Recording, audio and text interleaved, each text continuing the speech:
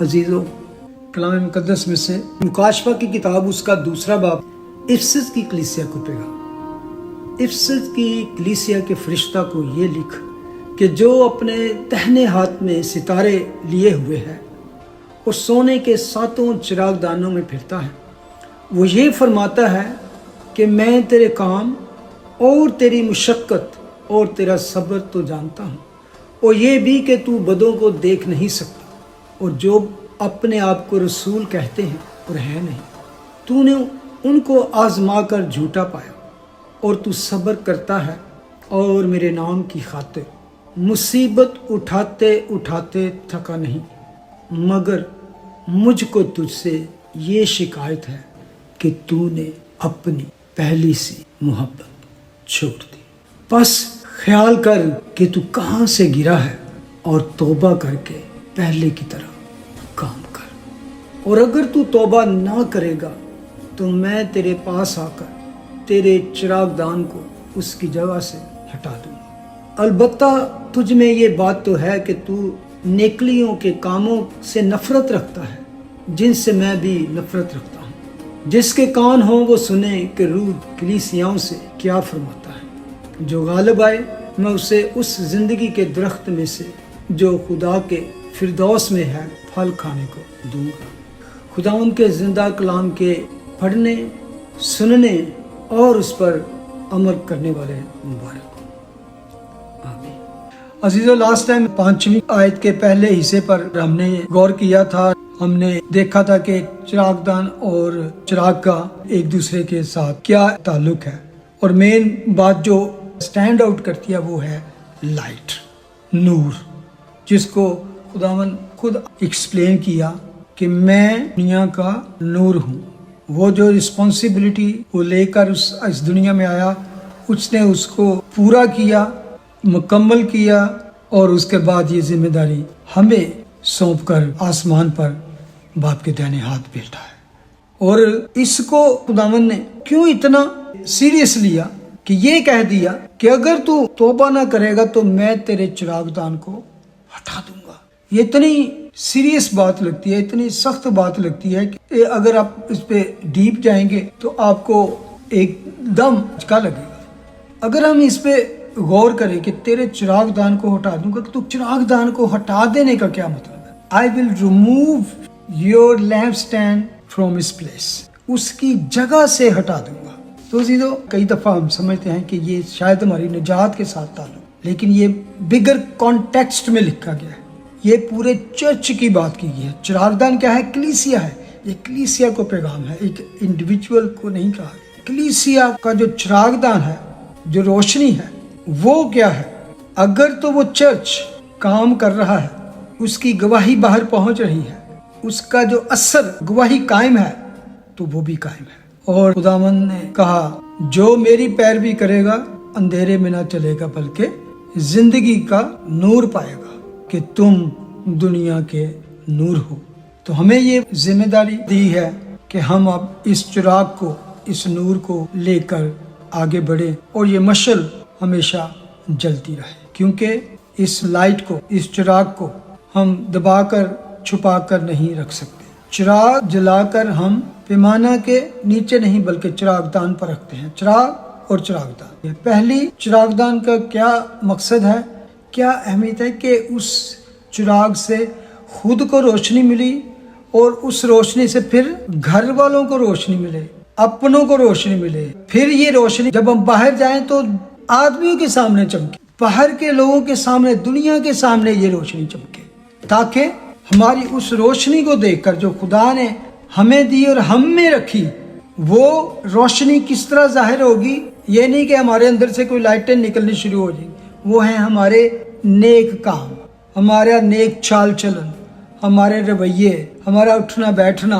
تو جب دنیا آپ کے کام دیکھے گی، اچھے نیک کام، تو اس کو دیکھ کر تمہارے باپ کی، ہمارے باپ کی، ہم سب کے باپ کی جو آسمان پر ہے تمجید ہوگی۔ آپ کو یاد ہوگا جب بھی اسرائیل کے لوگ خداوند کا پیغام سنتے، تعلیم سنتے، تو وہ خوش ہوتے، تو پھر ہمیشہ وہ آسمان کے خدا کی تمجید کرتے تھے، کیونکہ خود بخود ان کے دلوں سے خدا کی تمجید نکلتی۔ تو ہمارا بھی یہی کام ہے، جب تک ہم دنیا میں ہیں خداوند نے ہمیں ایک مشن دیا ہے، ایک ذمہ داری دی ہے، اور وہ کس طرح قائم رہے گی کہ اس میں خداوند پھرتا رہے گا۔ جب کلیسیا موجود ہوگی وہ وہاں موجود ہوگا۔ چراغ دان کو ہٹا دینا جو ہے، اس میں یہ نہیں کہ آپ اور میں یا کوئی مسیحی اپنی نجات کھو دے گا، ایسا نہیں ہے۔ جنہوں نے یسوع کو اپنے سچے دل سے قبول کیا ان کی نجات کبھی بھی ان سے کھوئی نہیں جائے گی۔ ہاں، ایسا ہو سکتا ہے کہ ہم اس دنیا میں بہت ساری برکتوں کو کھو دیں۔ پہلا کرنتھیوں 3 باب، اس میں بڑا اچھے طریقے سے اس بات کو ایکسپلین کیا گیا ہے۔ میں اس کو 8ویں آیت سے پڑھتا ہوں۔ لگانے والا پانی دینے والا دونوں ایک ہیں، لیکن ہر ایک اپنا اجر اپنی محنت کے موافق پائے گا۔ غور کریں، یہ بات کی جا رہی ہے کہ جو چرچ میں، کلیسیا میں، دنیا میں خدمت کرنے والوں کے لیے بات کی، کیونکہ ہم خدا کے ساتھ کام کرنے والے ہیں۔ تم خدا کی کھیتی ہو اور خدا کی امارت ہو۔ تو کہتا ہے میں نے اس توفیق کے موافق جو خدا نے مجھے بخشی، دانا ممار کی طرح نیو رکھی اور دوسرا اس پر امارت اٹھاتا ہے۔ پس ہر ایک خبردار رہے کہ وہ کیسی امارت اٹھاتا ہے، کیسی خدمت ہے اس کی، کیونکہ سوا اس نیو کے جو پڑی ہوئی ہے اور وہ یسوع مسیح ہے، کوئی شخص دوسری نہیں رکھ سکتا۔ سب سے پہلے تو ہے فاؤنڈیشن آپ کی کیا ہے، آپ کی ڈاکٹرین کیا ہے۔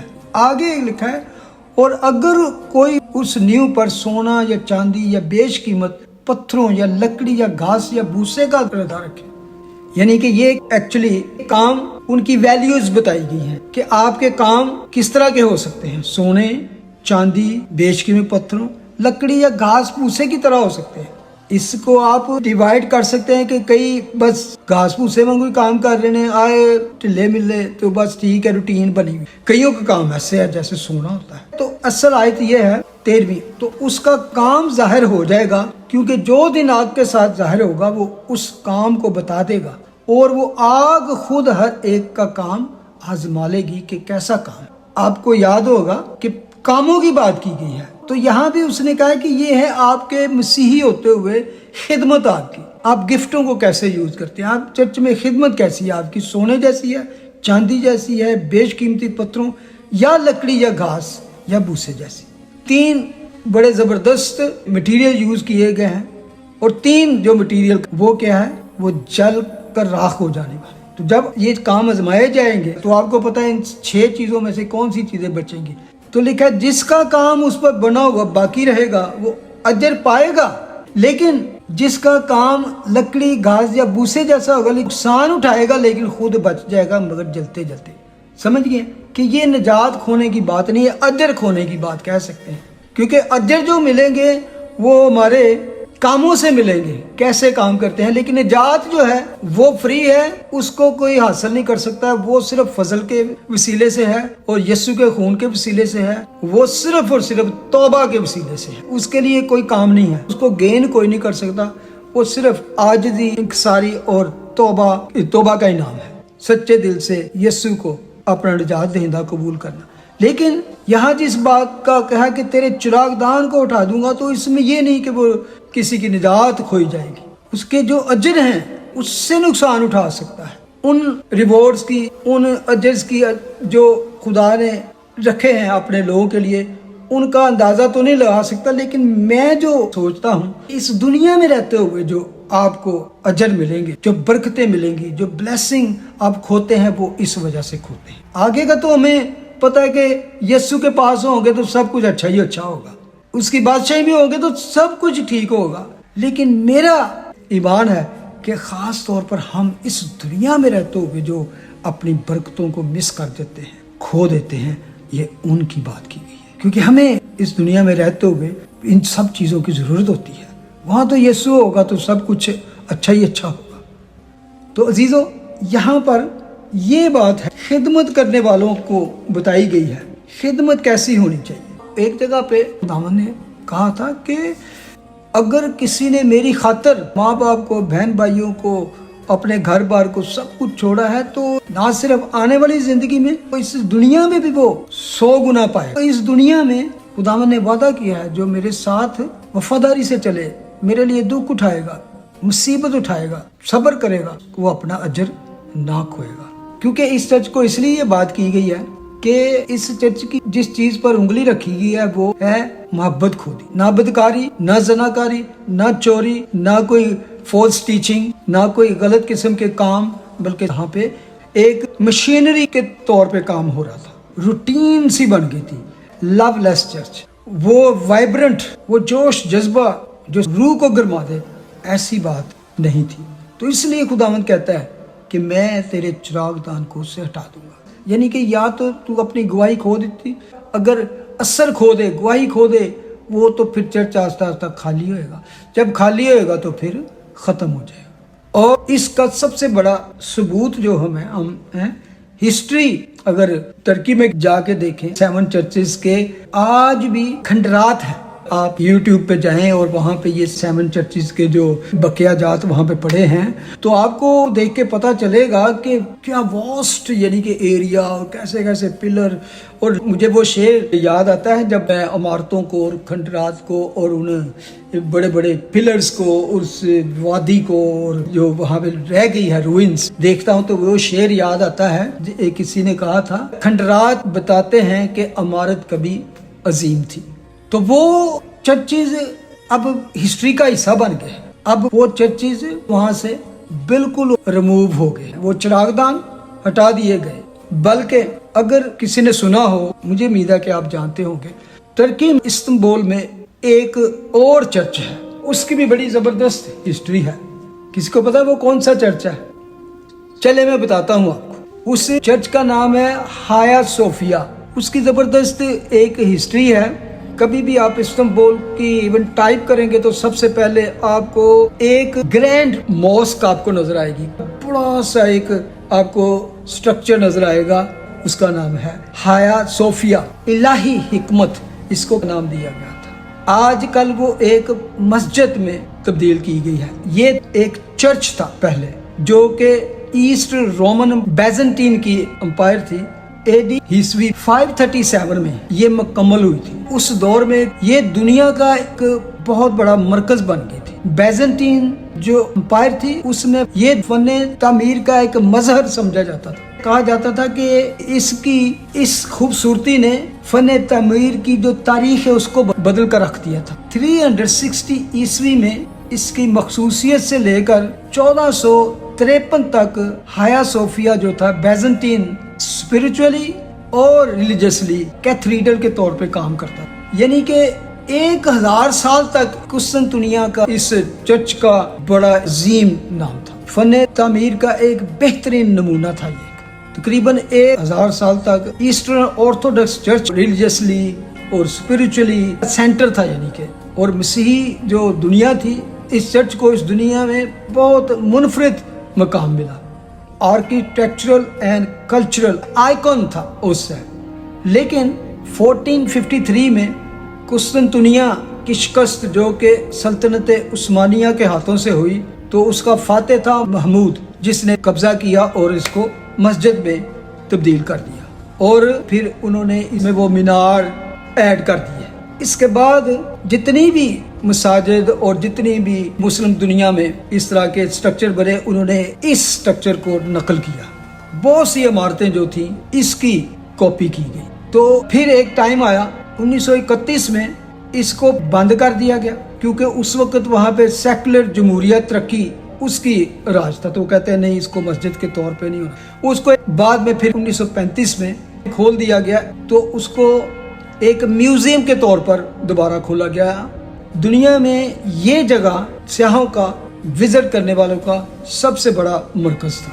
لیکن پھر کیا ہوا 1920-19 میں، یعنی کہ آج سے تقریباً 5-6 سال پہلے تک یہ ایک میوزیم کے طور پر یوز ہوتا رہا، اور ابھی جو وہاں کا پریزیڈنٹ یا پرائم منسٹر ہے 2020 میں اس نے کیا کیا، اس کو پھر سے اس پرانے فیصلے کو منسوخ کر دیا گیا اور ہایا صوفیہ کو دوبارہ مسجد میں تبدیل کر دیا گیا۔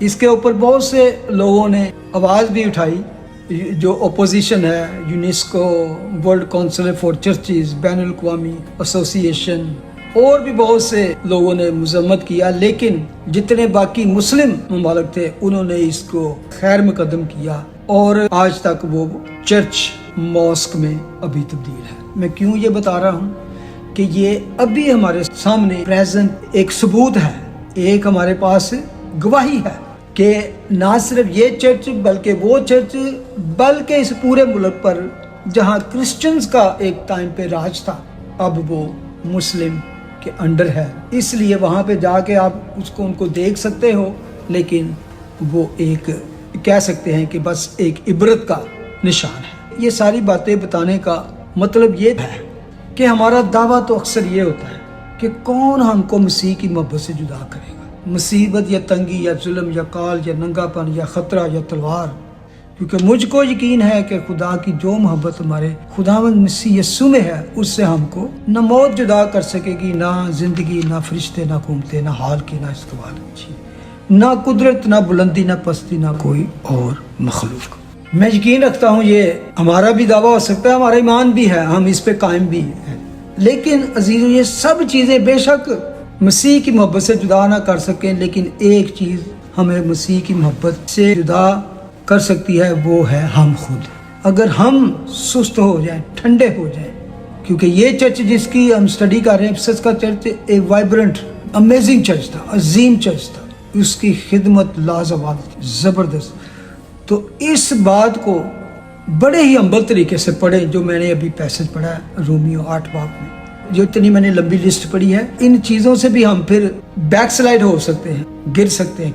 और ये किस तरह होता है, वो तब होगा जब हमारी ज़िंदगी रूटीन में चलती रहती है, रूटीन में तो हम में सुस्ती आ जाती है। अगर हमारी मोहब्बत मसीह के साथ सुस्ती जो है वो कई दफ़ा बैकस्लाइड हो सकते हैं, या फिर दुनिया की बहुत सारी दूसरी ऐशो अशरत में पढ़कर, दुनिया की ख्वाहिशात में पढ़कर, अपने मंसूबे प्लान जो हैं उसमें पढ़।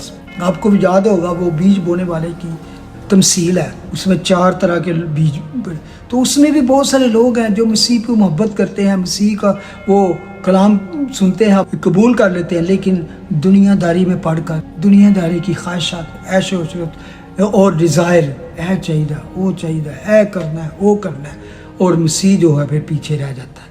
तो फिर हम इस गुनाह में पड़ जाते हैं, इस हालत में आ जाते हैं।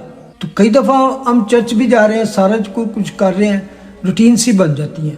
तो खुदावंद ने इस चर्च को कहा कि अगर तू तौबा ना करेगा तो मैं तेरे चिरागदान को ही हटा दूंगा। और खुदावंद आपको अगर इस तरह की कोई सख्त बात कहते हैं तो ये नहीं कि उसका हल नहीं बताते, खुदावंद हल बता के ये बात करते हैं। लेकिन कई दफ़ा हम अपने गुनाह की तरफ ध्यान ही नहीं जाता, समझते नहीं कि हमसे कोई गुनाह हुआ है, जबकि गुनाह को रिकग्नाइज करना बहुत ज़रूरी है। क्योंकि खुदावंद का कलाम कहता है कि अगर हमसे कोई खता हुई है और हम अपने गुनाह का इकरार ना करें तो फिर तौबा नहीं कर सकते। और वापस किस तरह आना? तौबा करके। रिमेंबर क्यों कहा गया कि याद कर, क्योंकि कई दफ़ा होता है ऐसी हमसे खताएं, गुनाह हो जाते हैं, किसी को पता नहीं चलता, यानी कि हो गया, उसको हमने भुला दिया, तहत शर में डाल दिया, तो वो आस्ता दब जाता है। लेकिन खुदावंद तो जानता है, तो उसके लिए यही सबसे बेहतर है कि हम तौबा करें। रिमेंबर, रिपेंट और रिटर्न, वापस आए। तो जो कहते हैं कि हमसे गुनाह नहीं हो सकता, खुदावंद का कलाम तो फिर उनके लिए कहता है अगर हम कहें कि हम बेगुनाह हैं तो अपने आप को फरेब देते हैं और हम में सच्चाई नहीं। इवन खुदावंद का बंदा सुलेमान कहता है कि कौन कह सकता है कि मैंने अपने दिल को साफ कर लिया, पाक कर लिया, अब मैं गुनाह नहीं करूँगा। वो भी कहता है कोई नहीं कह सकता, कोई दावा नहीं कर सकता। लेकिन खुदावंद का कलाम कितना अजीम है। अगर हम अपने गुनाहों का इकरार करें तो हमारे गुनाहों के मुआफ़ करने और हमें सारी नाराज़गी से पाक करने में सच्चा और आदल है। कितनी खूबसूरत बात है। That is the beauty of the love of Christ. गुनाहों का इकरार करें तो हमें फिर से बहाल किया जा सकता है। बहुत से लोगों को हिस्ट्री में खुदा ने माफ़ किया, पतरस को खुदा ने माफ़ कर दिया। लेकिन अगर हम कहें कि हमने गुनाह नहीं किया तो उससे झूठा ठहराते हैं और उसका कलाम हम में नहीं। हालेलुया। तो हमेशा कोशिश करें जो भी खता गलती हुई, रियलाइज दैट, क्योंकि खुदावंद के कलाम में है कि जो तो अपना गुनाह मान कर इकरार करके तौबा करता है वो बहाल किया जाए। इवन दाऊद ने ना कहा मैं अपना गुनाह मान लेना, मैं तेरे हुजूर गुनाह किया। तो फिर क्या, उसको वो गीत मिला, वो तन है जिदे बख्शे गए सब गुनाह। मैं इसको एंड आज इस तरह करूँगा कि वाई खुदावंद ने क्यों इसको इतना सीरियस मैटर लिया है कि کہتا میں تیرے چراغ دان کو ہی ہٹا دوں گا. کام تو بڑے زبردست چل رہے تھے, سب کچھ ٹھیک چل رہا تھا. تو پھر خداوند تھوڑی سی تنبیہ کر کے تو معاف کر کے آگے چل. وہ کہتے میں تیرے چراغ دان کو ہی اس کی جگہ سے ہٹا دوں گا. وجہ کیا تھی جس کی خدا کو اتنی فکر ہے کہ وہ اس کے بارے میں اتنا سخت ہے؟ متی کی انجیل میں ہم پڑھتے ہیں خداوند نے کہا میں تجھ سے کہتا ہوں کہ تو پترس ہے, میں اس پتھر پر اپنی کلیسیا بناؤں گا. I will establish my church, میری کلیسیا. جس چرچ کی, جس چراغ دان کی خداوند بات کر رہے ہیں, وہ کہتا ہے میں اس کو اپنی کلیسیا بناؤں گا اور عالم ارواح کے دروازے اس پر غالب نہ آئیں گے. پترس اس کو بڑی اچھی طرح سمجھتا ہے, پالوس رسول اس کو بڑی اچھی طرح سمجھتا ہے. اعمال کی کتاب میں پالوس رسول کہتا ہے 20:28 میں, پس اپنی اور اس سارے گلہ کی خبرداری کرو جس کا روح القدس نے تمہیں نگہبان ٹھہرایا تاکہ خدا کی کلیسیا کی گلہ بانی کرو. غور کریں, کلیسیا کی گلہ بانی کرنے والوں کو جو کہا گیا ہے, اس نے خدا کی کلیسیا کی گلہ بانی کرو جسے اس نے خاص اپنے خون سے مول لیا ہے. یہ سیریسنس ہے کیونکہ خداوند نے کہا میں اپنی کلیسیا بناؤں گا اور اس کو اپنے خون سے مول لیا ہے, بیش قیمت خون سے.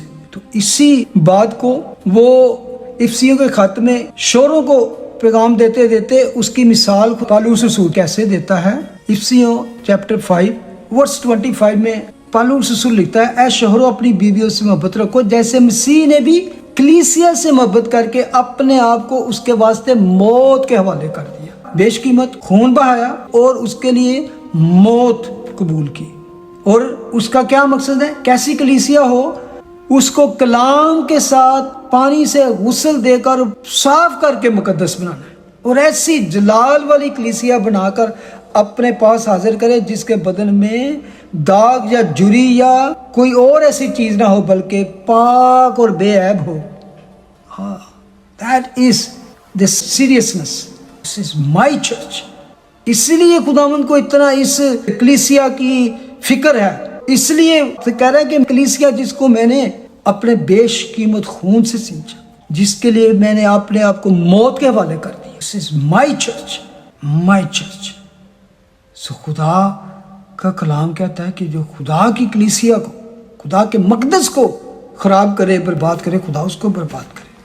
لیکن خداوند کہتا ہے remember, repent, return and repeat, پہلے کی طرح کام کر. اس لیے عزیزو اس بات کو ہمیں سمجھنا ہے کہ اگر ہم کسی جگہ پہ اس خدمت میں ہیں, کسی بھی حیثیت میں, کسی چرچ میں بھی, خداوند نے ہمیں ایک برکت دی ہے تو کیپ اٹ برننگ. ہمارے دل اس جوش سے, اس ایمان کی آگ سے بھڑکتے رہیں اور ہم مسیح کے ساتھ وفاداری سے چلتے رہیں. خداوند آج کی کلام سے آپ سب کو برکت.